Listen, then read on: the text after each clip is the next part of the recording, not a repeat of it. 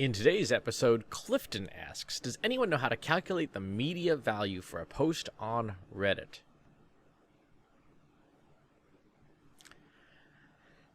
This question leads towards the metric that simply won't die, and that is add value equivalence or cost equivalence.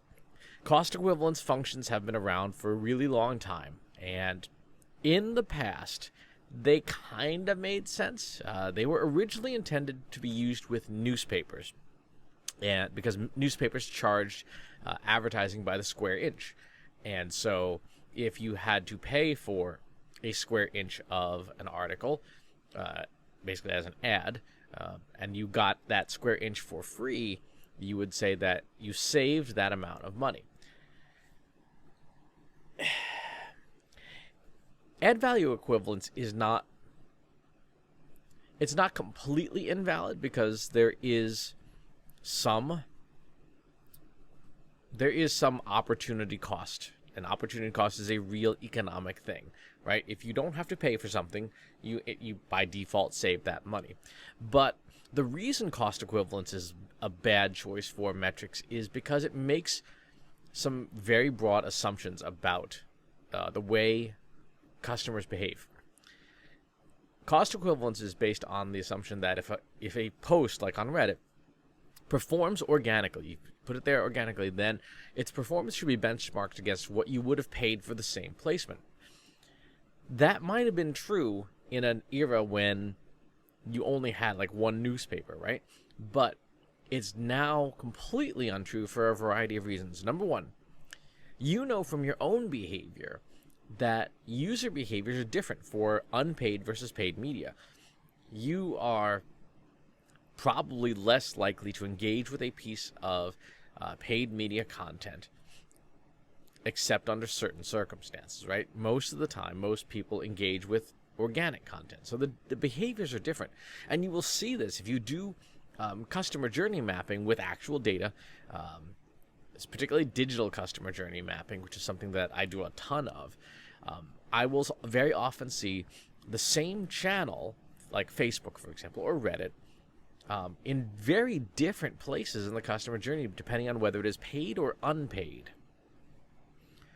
Typically, not always, but typically, I will see paid be used to drive a lot of awareness, and then organic sort of help nurture and engage. Other organizations see opposite behaviors.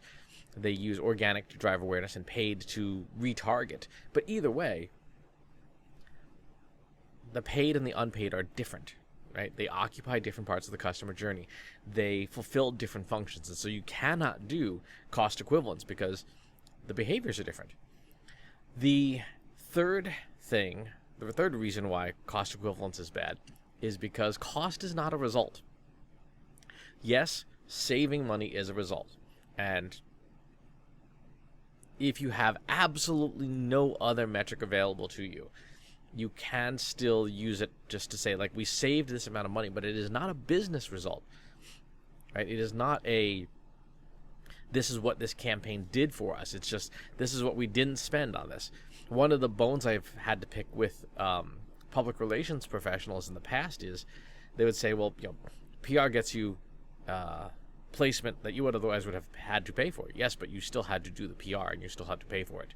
And if you're paying a public relations firm, $10,000 a month, you are still spending money. You're just spending it differently. That's all. But cost is not a result, unless you are only measured on how much money you do or don't spend.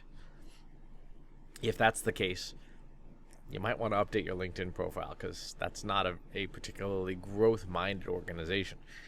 So cost is not a result. And the corollary to that is that much better metrics exist, especially if we're talking about a digital channel like Reddit. Like Reddit, there is no other form of Reddit, right? You can't use Reddit on your telephone, like old school telephone, not a smartphone. You can't use Reddit in paper form. There is only the digital channel, which means that there is a click stream, for the most part, that is trackable, and that you can see what did Reddit traffic do on your website. Right? Did it convert? Did you get a goal completion out of it? If you're marketing automation and your CRM are well connected, then you should be able to trace and track that all the way down to Reddit gave us a customer or didn't give us a customer, or at least a sales opportunity. And so you should be using, at the very least, goal completions in Google Analytics as a benchmark for how did a post on Reddit do, right? If you get no goal completions, and maybe you run a more advanced analysis to measure brand strength, and you get nothing, then there is no media value of Reddit, right? Just like there is no media value if nobody clicks on your search result, or nobody engages with your social media post and goes to your site and fills out a form. So you only use cost equivalence if there is nothing else at all, right, to measure. And if there's nothing else at all to measure, you have much bigger marketing problems. The only other situation where cost equivalence is potentially usable is if you have a non-financial outcome to your marketing. That means the most common case is a politician, right? A vote is a non-financial outcome. You either win the election or you don't. But there's no metric of performance in that. There's no dollar amount to that. Maybe a dollar amount if you're a corrupt politician and you take bribes later on, but that's another story.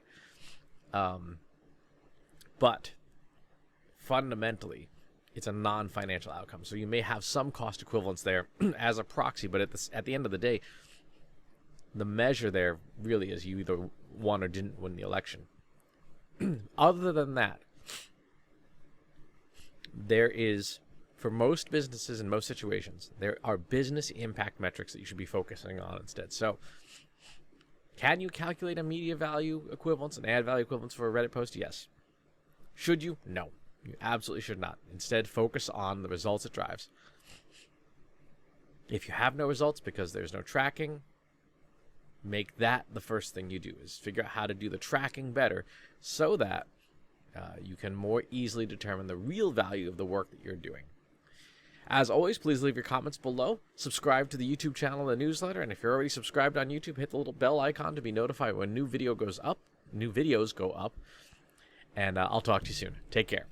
Want help solving your company's data, analytics, and digital marketing problems? Visit trustinsights.ai today and let us know how we can help you.